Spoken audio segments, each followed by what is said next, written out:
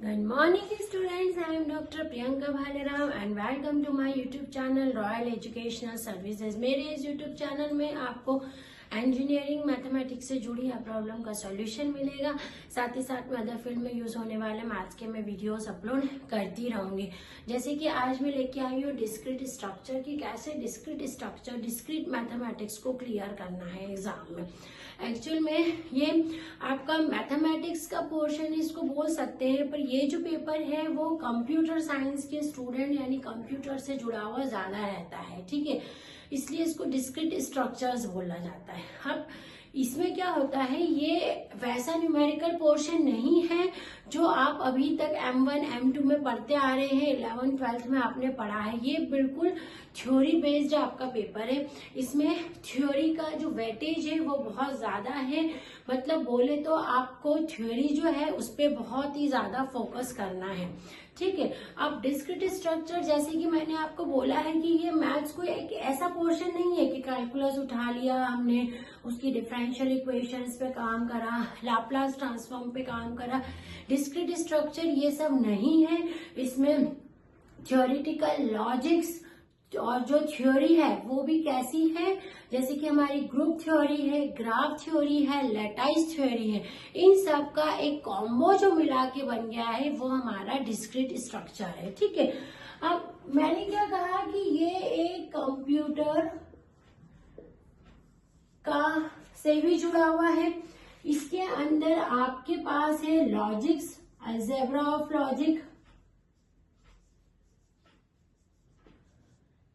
इसमें हमारे पास है ग्रुप थ्योरी, ठीक है, इसमें हमारे पास है ग्राफ थ्योरी,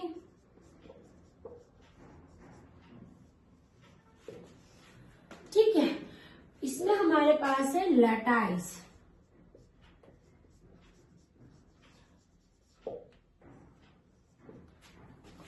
ठीक है। तो आपका जो डिस्क्रीट स्ट्रक्चर है ना, ये इन सब थ्योरी पे, और ये जो आप देख रहे हैं ना, अलजेब्रा है, ग्रुप थ्योरी है, ग्राफ थ्योरी है, लैटाइस थ्योरी है, ये कोई एक एक चैप्टर वाली चीजें नहीं है।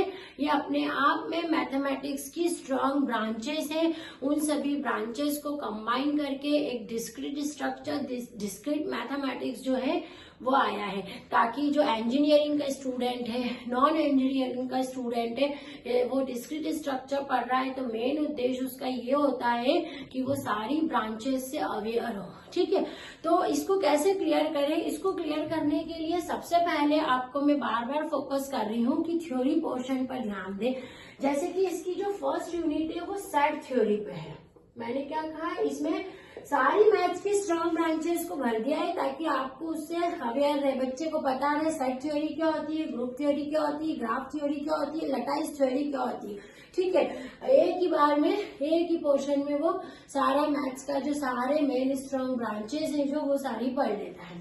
सेट थ्योरी पे जैसे फोकस किया तो सेट थ्योरी पे वही है, सेट का रिप्रेजेंटेशन है, टाइप्स ऑफ सेट्स है, और इसमें वेन डायग्राम है। अब वेन डायग्राम के जो क्वेश्चंस हैं वो भी आते हैं, वर्ड प्रॉब्लम जिसको आपको सॉल्व करना है और उसका वेन डायग्राम में रिप्रेजेंट करना है। इसकी जो डेफिनेशन है उस पे भी आपको फोकस करना है।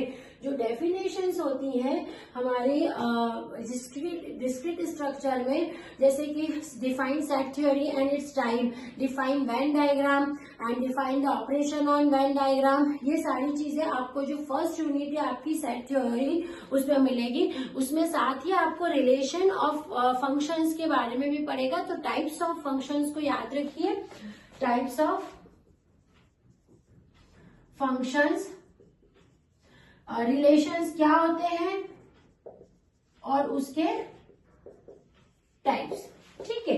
तो ये आपका फर्स्ट यूनिट का पोर्शन हो गया है। उसके बाद में जो सेकेंड यूनिट है आपकी वो है प्रीपोजिशनल लॉजिक्स पे, ठीक है। कौन सी है, ये आपकी फर्स्ट यूनिट है, और सेकेंड यूनिट जो आपकी है वो प्रीपोजिशनल लॉजिक्स है ना। अब इसके अंदर क्या आता है, ट्रूथ टेबल्स, टोटोलॉजी, है ना, और आता है आपका अलजेब्रा ऑफ फाइनाइट स्टेटमेंट, है ना।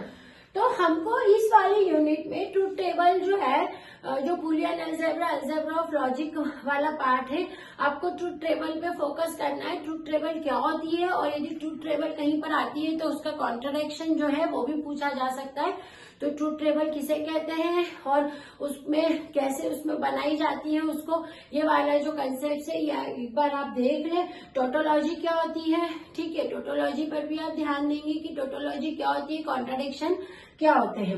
अलजेब्रा और फाइनाइट स्टेट मशीन की आप पूरी थ्योरी को एक बार देख लीजिए, उस पर right A short note on finite state machine पे आता है, ठीक है। तो ये आपकी सेकेंड यूनिट हो गई है। इसके बाद जो आपकी थर्ड यूनिट है ना वो इस पे है।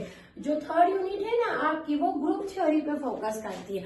अब ग्रुप थ्योरी में आपको बता दूं ये कोई एक टॉपिक नहीं है, ये पूरी हमारे मैथमेटिक्स की जान है, पूरी मैथमेटिक्स की स्ट्रॉन्ग ब्रांच है ग्रुप थ्योरी, जो कि जिससे आगे बहुत सारा मतलब जो सेट थ्योरी से ही आई है, इस पे आगे बहुत सारा काम हो। ये पूरा थ्योरिटिकल पोर्शन है, इसके अंदर सब ग्रुप है आपके पास में, साइक्लिक ग्रुप से आपको क्या फोकस करना है, सब ग्रुप पे आपको करना है, साइक्लिक ग्रुप पे, एबेलियन ग्रुप। ये ना थ्योरम बेस्ड है, इसके अंदर है ना थ्योरम्स पे ज्यादा फोकस करते हैं। ग्रुप थ्योरी पे मैं आपको बता दूं कि डेफिनेशन तो कम आती है आपकी इस यूनिट से, इसमें फोकस किया जाता है ग्रुप थ्योरम पे। जैसे every subgroup of a cyclic group is cyclic बोल दिया आपको, और if and only if condition जो सब ग्रुप की आपको बताइए, A belongs to H, B belongs to H, implies that A B inverse belongs to H for all A comma B belongs to G, है ना। तो वो वाली theorem है। मेरा मतलब ये है कि जो थर्ड यूनिट है ना उस पे थ्योरम्स पे जो मेन थ्योरम है आपकी, जो आपके प्रीवियस ईयर क्वेश्चंस में आई भी थ्योरम है, उन पे फोकस करें। इस यूनिट से डेफिनेशन थोड़ी कम आती है, थ्योरम्स जो है वो ज्यादा फोकस करते हैं, ठीक है। तो आपको इस पे थ्योरम पोर्शन पे ज्यादा फोकस करना है इस यूनिट पे, क्योंकि ग्रुप थ्योरी जो है वो एब्स्ट्रैक्ट अलजेब्रा है, और एब्स्ट्रैक्ट अलजेब्रा यानी थ्योरम्स का पूरा एक सागर है, पूरा मतलब थ्योरम ही थ्योरम है। वहां पर आपको तो एक बहुत छोटा सा हिस्सा इन लोगों ने दे के रखा है, हालांकि ये अपने आप में एक बहुत ही अच्छा पेपर है, थ्योरिटिकल पोर्शन है ये पूरा। अब आपकी जो फोर्थ यूनिट आती है ना वो आती है आपकी इसकी ग्राफ थ्योरी की, है ना। अगेन ग्राफ थ्योरी एक छोटा सा टॉपिक नहीं है, ये हमारे मैथमेटिक्स की बहुत ही स्ट्रांग ब्रांच है, जो कि कोनिसबर्ग के 7 ब्रिजेस ऑफ कोनिसबर्ग से इसकी शुरुआत हुई थी। 1735 में लियोनार्डो यूलर ने ग्राफ थ्योरी को इन्वेंट किया था।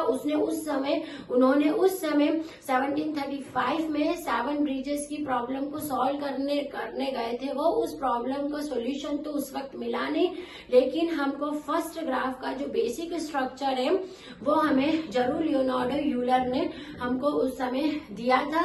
और सेकेंड वर्ल्ड वॉर के दौरान जब 7 ब्रिज में से एक ब्रिज चला गया तो उस प्रॉब्लम का भी सोल्यूशन आ गया। मतलब ग्राफ थ्योरी अगेन आपका एक थ्योरेटिकल पोर्शन हो गया। जितना अभी मैंने आपको बोला है ये हिस्ट्री ऑफ ग्राफ थ्योरी में आता है। एप्लीकेशन ऑफ ग्राफ थ्योरी जब पोर्शन है जिसमें एग्जाम में क्वेश्चन पूछे जाते हैं, उसके अंदर कोनिसबर्ग ब्रिज प्रॉब्लम आती है और उसी से जुड़ी ट्रेवलिंग सेल्समैन, चाइनीज पोस्टमैन और यूटिलिटी प्रॉब्लम जो है ये बहुत इंपॉर्टेंट पोर्शन है। अब ऐसा नहीं बोलेंगे वो लोग कि एप्लीकेशन ऑफ ग्राफ थ्योरी बताइए, वो कोई भी एक प्रॉब्लम ले लेंगे और आपको बोल देंगे कि इसको समझाइए। देखिए इन सारी प्रॉब्लम का जो ग्राफ थ्योरी की एप्लीकेशन है उसका जो बेस है वो कोनिसबर्ग की ब्रिज प्रॉब्लम ही है, ठीक है। तो उसको ढंग से आप करिए तो आपको ग्राफ थ्योरी, अब ग्राफ थ्योरी में ये तो मैंने आपको बता दी उसकी हिस्ट्री एप्लीकेशन, आपको उसमें उसकी डेफिनेशंस पे फोकस करना है। ग्राफ थ्योरी में डेफिनेशन जरूर आती है, जैसे वॉक, पाथ, सर्किट, साइकिल क्या होती है, शॉर्टेस्ट पाथ क्या होते हैं, टाइप्स ऑफ ग्राफ में वेटेड ग्राफ क्या होते हैं, simple graph, planar graph. Graph theory definition पे फोकस करती है और ग्रुप थ्योरी थ्योरम्स पे फोकस करती है, ठीक है। तो आपको ये इस तरह से डिस्क्रीट स्ट्रक्चर में ये दोनों थ्योरियों में तालमेल बिठाना है। एक में आपको थ्योरम्स पे ज्यादा फोकस करना है, दूसरे पे आपको डेफिनेशन एप्लीकेशन वाला जो पोर्शन है वो करना है। इसका एप्लीकेशन पार्ट जरूर पढ़ ले। Travelling salesman, Chinese postman problem, utility problem, assignment problem and Konigsberg bridge problem. ठीक है, तो आपकी ग्राफ थ्योरी जो है वो पूरी कंप्लीट हो जाएगी। अब उसके बाद हमारी जो नेक्स्ट यूनिट है उसके अंदर आपका हैश डायग्राम्स आते हैं। हैश डायग्राम में जब हैश डायग्राम की डिफाइन पूछी जाती है, इसी के अंदर लैटाइस थ्योरी है। तो लैटाइस थ्योरी क्या होती है, उसके कितने टाइप्स होते हैं, ग्रेटेस्ट लोअर बॉन्ड और लोअर अपर बॉन्ड जो है ये भी इसमें पूछे जाते हैं। तो लैटाइस थ्योरी को कैसे डिफाइन करते हैं, उसके टाइप्स क्या होते हैं, रेफरेंस रिलेशन, इसके जनरेटिंग फंक्शन, हैश डायग्राम, ये सारा 5th यूनिट का पोर्शन है। इसमें भी आपको थ्योरी पर फोकस करना है। डेफिनेशन पे भी आप फोकस इस पे करेंगे और जो मेन कुछ आपके रिजल्ट है इसमें निकले, मतलब पूरी डिस्क्रीट स्ट्रक्चर में मैं बता दूं, यदि आप डेफिनेशन से और आपकी ग्रुप थ्योरी की थ्योरम जो है मेन आई हुई है, यदि आप वो कर लेते हैं टोटोलॉजी, तो सभी स्टूडेंट कर सकते हैं। ऐसे कुछ क्वेश्चंस है जो आते हैं, आप यदि उनको कर ले तो डिस्क्रीट स्ट्रक्चर जो है वो निकालना बहुत ही इजी है और ये एक बहुत ही अच्छा सब्जेक्ट है जो कि कंप्यूटर से लेके हमारे मैथमेटिक्स तक जुड़ा है और सारी ब्रांचेस को इस पेपर ने कवर किया हुआ है।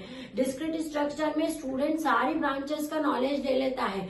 जो उसने नहीं भी पढ़ी हो, ग्रुप नहीं पढ़ा बीटेक के बच्चों ने, तो यहाँ आके पढ़ लेगा, ग्राफ नहीं पढ़ा तो यहाँ पढ़ लेगा, लैटाइस भी पढ़ लेगा वो, और अलजेब्रा ऑफ लॉजिक्स भी पूरा देख लेगा, साथ ही साथ थ्योरी। तो आप इस जो पेपर है इसमें थ्योरी पोर्शन पे भी फोकस करें। कुछ ही न्यूमेरिकल पोर्शन है जो इसमें आता है, उसको अच्छे से कर ले। Best of luck for your exam. Thank you.